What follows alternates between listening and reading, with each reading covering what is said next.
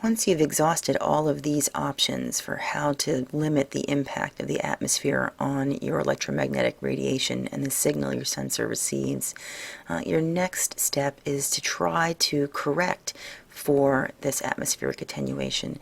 And there are lots of different ways to do this. Some are very simple and straightforward, and some are actually quite complex and also expensive.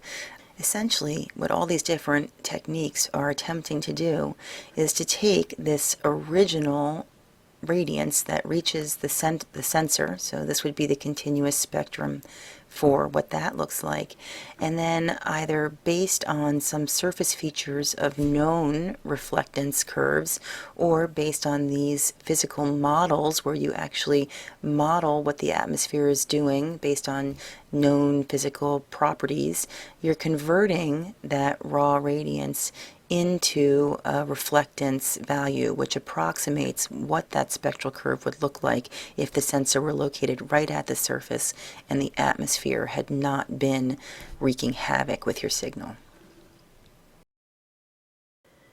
Luckily, there are some other options that have proven to work just as well, and these are the things that are more available to us in almost any remote sensing software platform. So we'll start by looking at an empirical line correction. And essentially what you do with an ELC is you make sure that you have one really dark object within your image.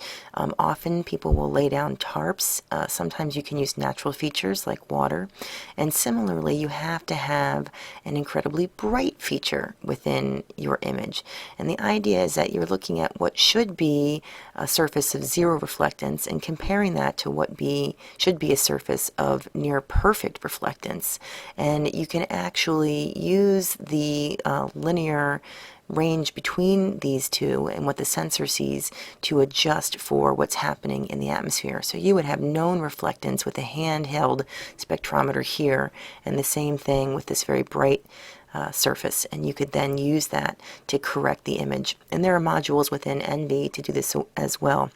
But because if you were going to lay out perfect targets, you'd have to have very high spatial resolution imagery to even see these and not have a mixed pixel.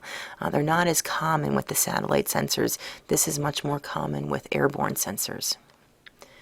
Two more common approaches involve trying to estimate how much scatter there is in the atmosphere from the image itself.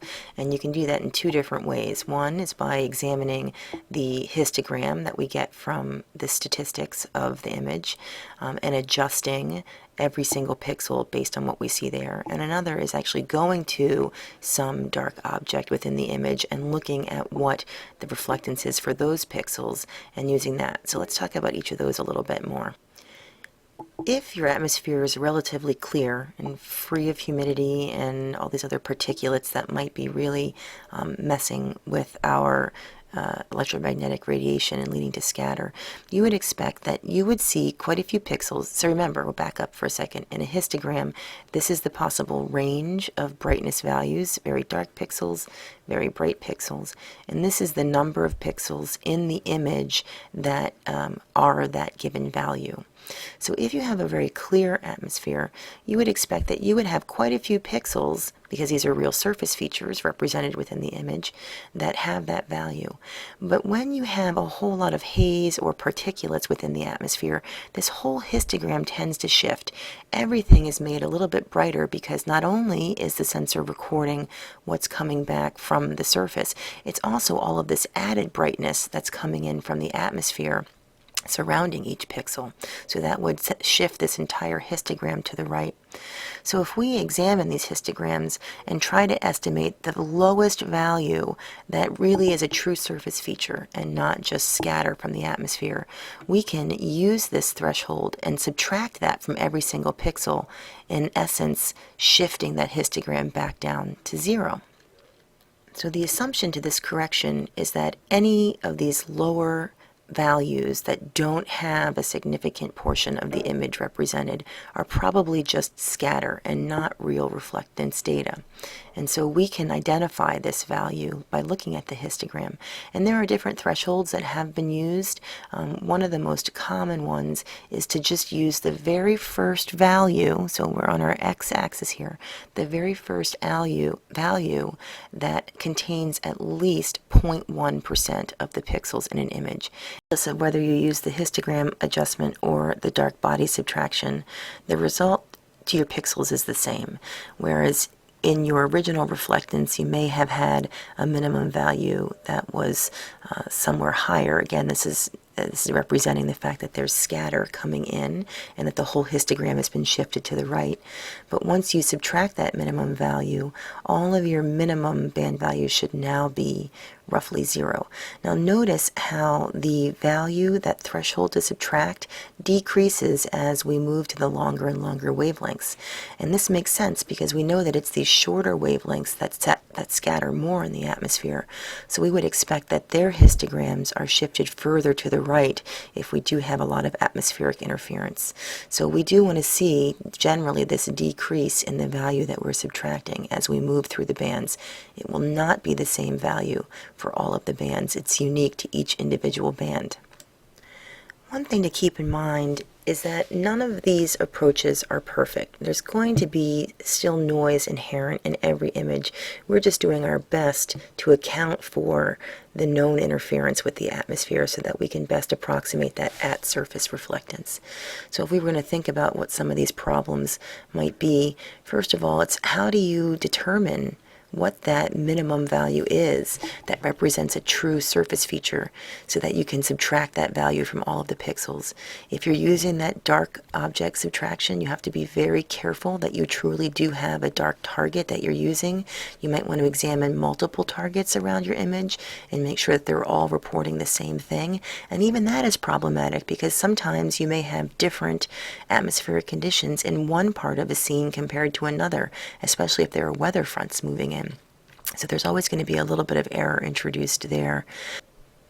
If you're using the histograms, again, there are different approaches for determining what this minimum value is. Some people will literally use the very lowest value that's not a 0 within the image. So they can literally just automate that to say, okay, NV, whatever the lowest value is, subtract that from everything. But other people have found that there's still quite a bit of noise and scatter that's not representative of true reflectance. That's typically above that minimum value. So keep in mind that, some bands may be overcorrected, some might be undercorrected. It really just depends on the conditions at the time and how each band is impacted. But as long as we are trying to be consistent across all of our bands, we should at least be able to maintain the relationships between those bands as much as possible.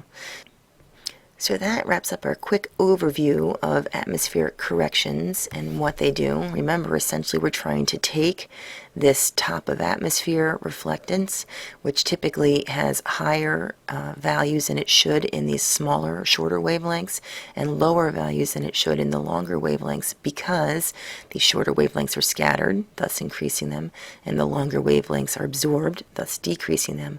But after we do an atmospheric correction here, the example was the empirical line correction, we begin to see reflectance curves that look more like what we would expect different surface features to look like. So after all of this talk about how horrible the atmosphere is in terms of remote sensing applications, the knee-jerk reaction is to think, oh my gosh, I have to do an atmospheric correction. What do I do? But the reality is you don't always have to do an atmospheric correction. It depends on your application. So for example, if all you're interested in doing is looking at imagery and making pretty pictures, and often this is the case, there's no need to do an atmospheric correction. It's okay if some of these bands are scattered a little more than others. Also, it might not be necessary if you're just trying to differentiate between really obvious features. Water is going to look different from vegetation whether you've applied an atmospheric correction first or not. They're just so drastically different that even with scatter and with absorption of the atmosphere, they're not going to look that different.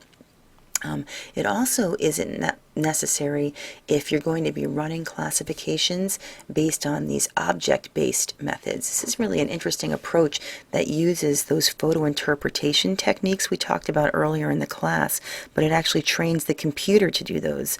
So in that type of an analysis, you're not basing it solely on the actual spectra and on the reflectance, so it doesn't become as important to make sure that's perfect. But pretty much for any other applications, when you actually are interested in spectral values, in particular if you're trying to compare images either across location or over different image dates, you have to make sure you're comparing apples to apples. So you definitely would have to do an atmospheric correction if you were looking at more than one image. And then you also would need to do this anytime you're trying to compare the spectra you've collected to known reflectance properties, which are often stored in these spectral libraries. And often those are used to train imagery. So say, for example, you were looking for a very particular mineral, you could go to one of these spectral libraries and download what its pure spectra looks like, and these are always acquired with a handheld spectrometer where there is no atmospheric interference, and you would want to compare that to the spectra in your imagery. But in order to do that, again, to compare apples to apples, you would have to make sure you've done an atmospheric correction first. You've made it through one more remote sensing video. Nice work, everybody. Until next week.